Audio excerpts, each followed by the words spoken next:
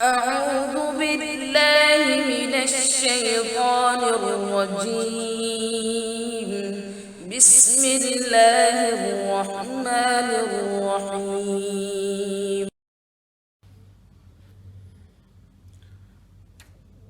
الحمدللہ رب العالمین والصلاة والسلام علی رسول اللہ وعلی آلہ وصحبہ اجمعین، اما بعد۔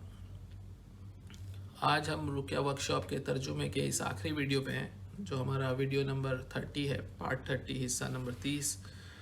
الحمدللہ اللہ کے فضل و کرم سے جو بھی رقیہ ورکشاپ تھی استاد کی، اس کو ہم نے پورا ترجمہ کر لیا اور جو چیزیں سمجھنی تھی سمجھ لی۔ تو اب آگے کیا کرنا ہے ہم کو، یہ سمجھنا بہت ضروری ہے کہ آپ نے پوری ورکشاپ یہ بھی سن لی، اور کئی لوگ ہیں جو الحمدللہ انہوں نے وہ جب فون کرتے ہیں یا میسیج کرتے ہیں کہتے ہیں ہم نے آپ کی ساری ویڈیوز دیکھ لی ہے۔ تو کئی لوگ ہیں جو سارے ویڈیوز دیکھتے ہیں، ساری چیزیں انہوں نے سمجھ لی ہے، سارا کچھ نوٹس بنا لی ہے، سیکھ لیا ہے، لیکن وہ انہوں نے آج تک نہ خود پہ رقیہ کیا ہے، نہ اپنے بچوں پہ رقیہ کیا ہے، نہ اپنے گھر والوں پہ رقیہ کیا ہے۔ تو پھر اس سے آپ جو علم جمع کر رہے ہیں، آپ اس سے فائدہ نہیں اٹھا رہے ہیں۔ تو جو سب سے ضروری نیکسٹ سٹیپ آپ کا ہونا چاہیے، اگلا کام آپ کا ہونا چاہیے، وہ یہ ہونا چاہیے کہ آپ رقیہ کرنا شروع کریں۔ آپ ایک عادت بنا لیں کہ روز آپ کو رقیہ کرنا ہے، یا ہفتے میں ایک دن آپ دے سکتے ہیں، ایک دن آپ کو رقیہ کرنا ہے۔ آپ خود پر کریں، خود سے شروع کریں، پھر اپنے گھر والوں پر، اپنے بیوی بچوں پر کریں، پھر کوئی آپ کے آہستہ آہستہ آپ کو بھائی بہن پہ کریں، آپ کے دوست احباب پہ کریں۔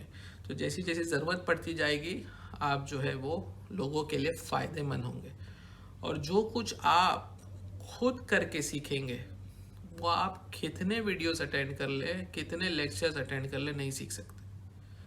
تو ایک جو ہے فیصلہ کر کے آپ کو ایک دن شروع کرنا ہوگا کہ بھئی ہاں میں نے رقیہ جو ہے وہ کرنا ہے۔ تو اس سے جو ہے جب آپ رقیہ کرنے لگیں گے تو اللہ رب العالمین اخلاص کے ساتھ کہ مجھے رقیہ کرنا ہے تاکہ میں اپنی مدد کر سکوں، میرا فائدہ ہو، میں لوگوں کی مدد کر سکوں تاکہ اللہ رب العالمین مجھ سے راضی ہو۔ تو یہ راہ کو جب آپ اختیار کریں گے تو اللہ رب العالمین جو ہے وہ آپ کو علم عطا کرے گا اس کے تعلق سے، اور جو چیزیں آپ اپنے تجربے سے سیکھیں گے وہ آپ کے لیے بہت مفید ہوں گی، اور انشاءاللہ تعالیٰ آپ لوگوں کے لیے فائدہ مند ثابت ہوں گے۔ یعنی ہم یہ نہیں کہہ رہے کہ آپ بورڈ لگا لیں کہ رقیہ سروسز یہاں رقیہ ہوتا ہے۔ آپ یہ کریں کہ بھئی آہستہ آہستہ خود پر کریں، گھر والوں پر کریں، رشتہ داروں پر کریں، دوستوں پر کریں، تو آہستہ آہستہ وہ بھی چیزوں کو سیکھیں گے، وہ بھی ان چیزوں کو آگے بڑھائیں گے۔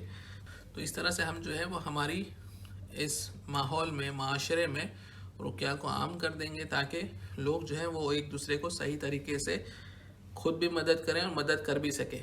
کئی لوگ ہوتے ہیں جو شکایت کرتے ہیں کہ وہ چاہتے ہیں کوئی ان پہ رقیہ کرے، لیکن ان کے آس پاس کوئی نہیں ہے، کسی اور کو بلانا ہے تو وہ جو ہے وہ کنٹری کے کسی اور کونے میں رہتا ہے، تو وہ کچھ اخراجات طلب کرتا ہے، یہ طلب کرتا ہے جو یہ برداشت نہیں کر سکتے، جتنا اخراجات دے نہیں سکتے۔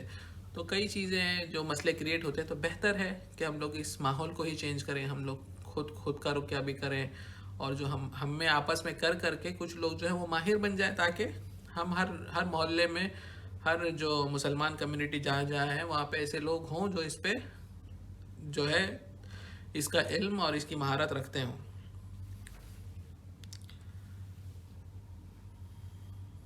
لیکن ایک نقطہ جو ہے وہ ہمیشہ یاد رکھیں کہ اللہ اور رسول صلی اللہ علیہ وسلم کے آگے اور کسی کی بات کو کبھی نہ رکھیں۔ اللہ رب العالمین سے دعا ہے کہ اللہ رب العالمین ہم کو ایک دوسرے کے لیے فائدہ مند بنائے، اللہ تعالی ہم کو وہ سکھائے جو نفع بخش ہو، اور اللہ نے ہمیں جو علم دیا ہے، جو علم عطا کیا ہے، اس سے ہمیں نفع عطا کرے۔ اللہ ہم سب کو سبب بنائے کہ کسی کی بیماری سے شفایاب ہونے میں ہم اس کا سبب بنیں، ہم اس کی مدد کریں۔